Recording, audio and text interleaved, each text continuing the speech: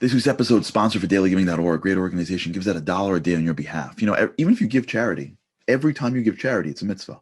It's a good deed. What's powerful about daily giving is they give it out on your behalf, $1 a day, that every single day. Someone's giving out on your behalf and doing a mitzvah for you. Check them out, dailygiving.org, dailygiving.org. This week's parsha, this week is a very powerful week. In fact, it's one of the most powerful weeks of the year. No one knows about it. It's like a stealth week.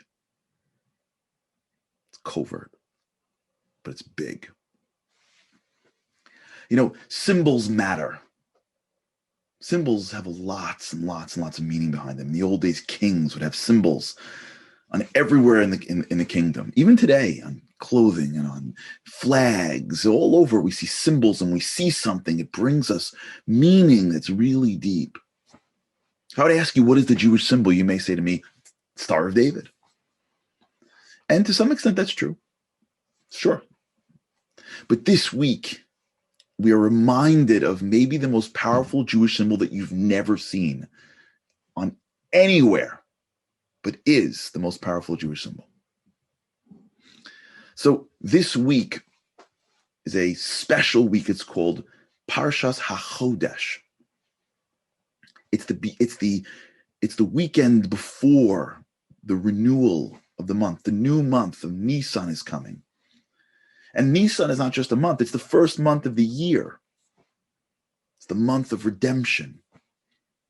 And so we actually read a portion this weekend that we borrow from earlier on, in which God is basically saving the Jews from Egypt, and he pauses to tell Moses and Aaron about how to create or understand the renewal of the month. And he teaches them that the way months get renewed in Judaism is by the moon. Our cycle, for the most part, is based on the lunar cycle. We go by the moon.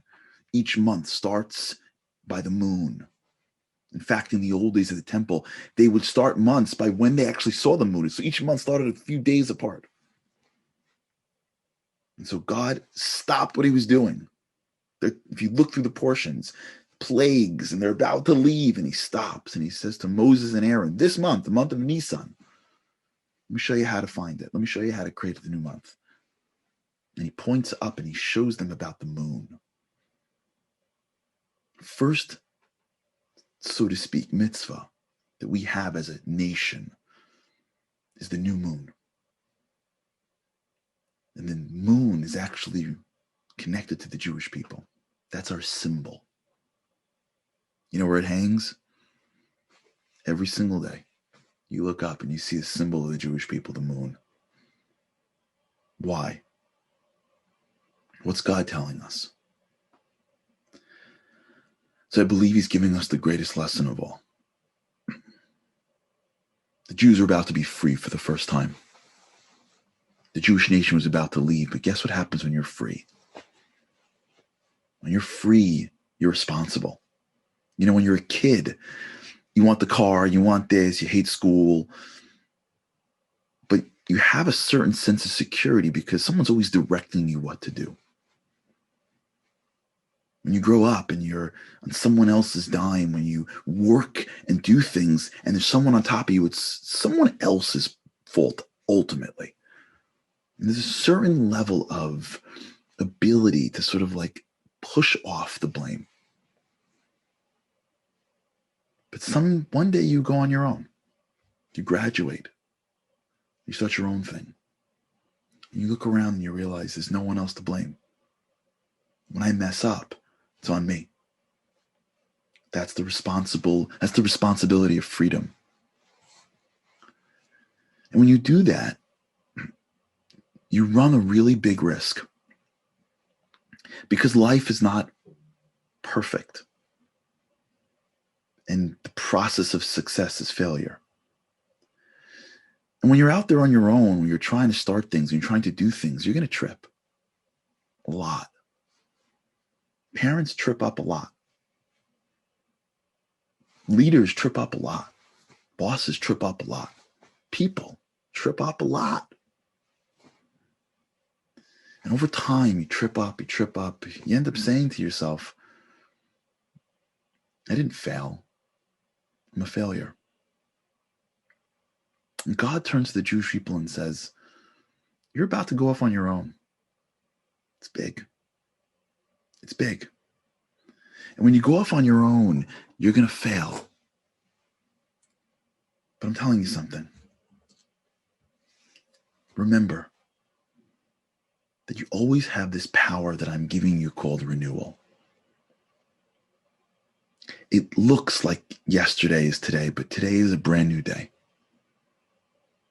And as far as you think you're going to fall, the end of the day, what's inside you is me. You're always getting new energy. You're always getting new opportunities. Every single day, I want you to look at it as a new day.